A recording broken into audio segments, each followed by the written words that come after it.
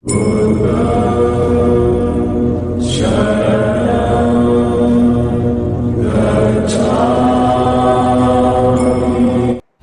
नाम अंशुल सिद्धार्थ है और मैं संत संतोष मेमोरियल एजुकेशन ट्रस्ट का एक सदस्य हूँ। आज यहाँ प्रोग्राम किस विषय को लेकर रखा है? देखिए, जो ये हमारी संस्था है संत संतोष मेमोरियल एजुकेशन ट्रस्ट, इसकी आज 13वीं वर्षगांठ मनाने के लिए यहाँ पर एकत्रित हुए हैं।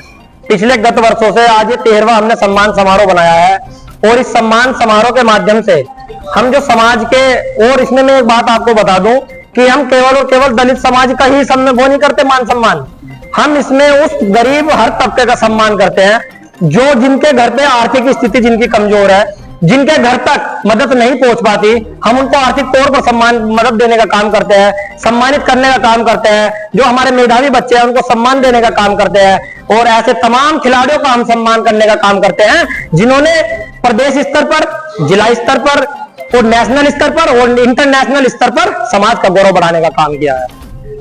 आपने उभरती प्रतिभाओं का आज यहाँ सम्मानित किया है कि पिछले 12 वर्ष से आप सम्मानित कर रहे हैं, क्या भविष्य में आगे भी इस तरह के प्रोग्राम देखना है? देखिए, भविष्य की मैं आपको बात बताऊं, जो हमारे इस संस्था के संस्थापक और अध्यक्ष हैं आदरणीय विक्रांत गौतम जी, उन्होंने आज से 13 वर्ष पूर्व एक बीड़ा उठाया था। और बीड़ा क्या था?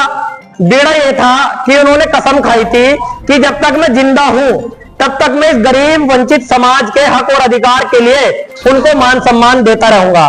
तब तक मैं अपने जो हमारे मेधावी बच्चे हैं, जो हमारे खिलाड़ी हैं, उनका मान सम्मान इसी प्रकार से करता रहूंगा, चाहे कुछ भी हो जाए। ये मान सम्मान कभी रुकने वाला नहीं है। कुछ जो बढ़ती प्रतिभाएं हैं वो आज के प्रोग्राम को देखकर भी सोच रहे हैं कि हम भी यहाँ अगली बार सम्मानित होना चाहते हैं, जी। तो क्या उनको मेहनत करने के लिए बोलोगे, क्या बोलोगे?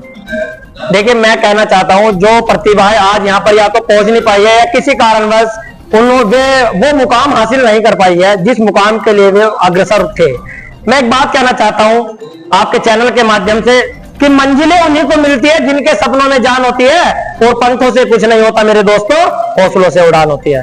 अर्थात मैं कह देना चाहता हूँ सोशल मीडिया आपके चैनल के माध्यम से कि जो बच्चे इस बार सफल नहीं हो पाए हैं या जो बच्चे किसी भी कारणवश, चाहे कारण कुछ भी हो, वे इस मोमेंट में सफल नहीं हो पाए हैं, परीक्षा में सफल नहीं हो पाए हैं या खेल की प्रतियोगिता में सफल नहीं हो पाए हैं, मैं ऐसे बच्चों से निवेदन करना चाहता हूं कि हिम्मत ना हारे, वे धैर्य रखे, संयम रखे और निरंतर अपने पथ पर अग्रसर तो होते रहे। मैं एक दिन मंजिल आपको जरूर मिलेगी सम्मानित साथियों। आप एक युवा और बोलने वाले वक्ता भी हो, स्पीकर हो, आपका भी कभी मन करता है किसी पार्टी में? देखिए, पार्टी की मैं बात बताऊं, मैं अभी मिशन से जुड़ा हुआ हूं और मेरे अंदर एक जोश है, एक जुनून है, एक जज्बा है कि मैं बाबा साहब डॉक्टर भीमराव अंबेडकर के उस मिशन मूवमेंट को जो मान्यवर साहब काशीराम जी लेकर चले, मैं उस मिशन मूवमेंट पर काम करूं। क्योंकि सम्मानित साथियों, मिशन पर काम करने वाला जो युवा होता है उसको पार्टी की या उसको नेतागर्दी की कोई आवश्यकता नहीं होती है। हम मिशन से जुड़े हुए लोग हैं, हम समाज को रात दिन एक करके समाज को दिशा निर्देश, दिशा दिखाने का काम करते हैं, चाहे अपने विचारों के माध्यम से कह लीजिए, चाहे कोई किसी भी क्षेत्र में, सामाजिक क्षेत्र में, आर्थिक क्षेत्र में, चाहे व्यापारिक क्षेत्र में, आप किसी भी क्षेत्र में चाहिए, हमें चाहिए कि हमारा समाज उन्नति करे, हमारा समाज मिशन से जुड़े, हम बाबा साहब के मिशन मूवमेंट को पहचाने, हम तथागत बुद्ध की उस विचारधारा को पहचाने जो आज से 2000 वर्ष पूर्व तथागत बुद्ध ने एक सपना देखा था और उस सपने को लेकर चले हमारे महापुरुष संत कबीर हुए, संत रविदास हुए, बाबा साहब डॉक्टर भीमराव अंबेडकर हुए, ज्योतिबा फूले हुई, तो उन लोगों ने एक सपना देखा था और वो सपना क्या था? जो अब हमारे बाबा साहब डॉक्टर भीमराव अंबेडकर ने हमें एक संविधान देकर हम सभी को नया भारत बनाने का जो परिकल्पना की थी, आज हमें उस पर काम करने की आवश्यकता है। सम्मानित साथियों, आज जैसा कि आपने देखा कि आज संत संतोष मेमोरियल एजुकेशन ट्रस्ट के माध्यम से हमने शिक्षा की एक अलग जगह ही अपने समाज के बच्चों के बीच। वो अलग क्या है? वो अलग ये है कि आज हमसे इस संगठन के माध्यम से, इस संस्था के माध्यम से ऐसे न जाने कितने हजारों बच्चे आपके चैनल के माध्यम से प्रेरणा लेंगे। वो प्रेरणा क्यों लेंगे? क्योंकि आज हमने उन बच्चों का उत्साहवर्धन करने का काम किया है, आज हमने ऐसी प्रतिभाओं को निखारने का काम किया है। सम्मानित साथियों, जिन प्रतिभाओं के आस-पास तक भी कोई पहुंच नहीं पाता था, हम उन प्रतिभाओं को लाकर हमने उन पर मंच पर उनका सम्मान करने का काम किया है। इसलिए मैं तो कहूंगा आपके चैनल के माध्यम से कि जो साथी आज हमने शिक्षा पर भी हमने मान सम्मान देने का काम किया।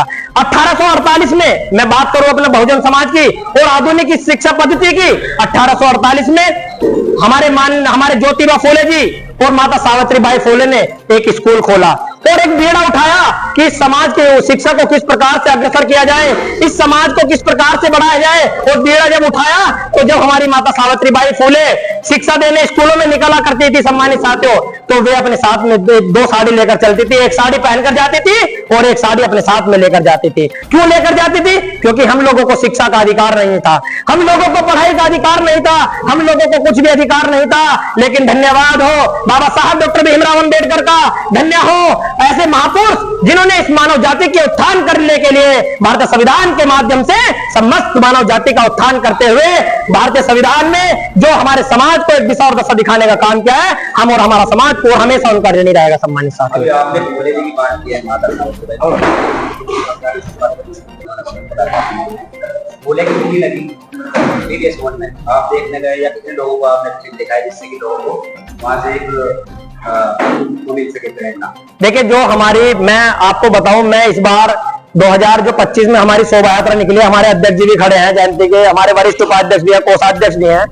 जो हमारी शोभा यात्रा निकली, अभी परसों ही हमारी इस विषय पर एक मीटिंग हुई है। हमने 6 बजे इसी भवन में एक मीटिंग बुलाई और हमने एक संकल्प लिया कि हम ये फूले जो मूवी है, हम उसको आज शाम को या कल शाम को रात्रि में 9 बजे मूवी लग रही है, 9:30 बजे मूवी लग रही है रात्रि में, हम पूरी समिति के साथ मिलकर, समिति तो जाएगी, लेकिन साथ में हम मोहल्लों में भी आह्वान करेंगे अपने लोगों से कि इस मूवी को जन जन तक पहुंचाएं और एक बार इस मूवी को जरूर अपने बच्चों को दिखाने का काम करें। सूचना देना इस बारे में, क्योंकि रिव्यू लिया जाएगा। 1848 की बात की, माता सावित्रीबाई फूले, ज्योतिबा फूले साहब की, जो उस जमाने में उन पर अत्याचार करते थे ब्राह्मणवादी लोग, आज भी वो लोग उनकी फिल्म नहीं लगा रहे हैं। अपने मॉल पर अपने जो पीवीएस वगैरह है, उन्होंने भी रात का शो लगाया ताकि हमारे लोग ना देख पाए।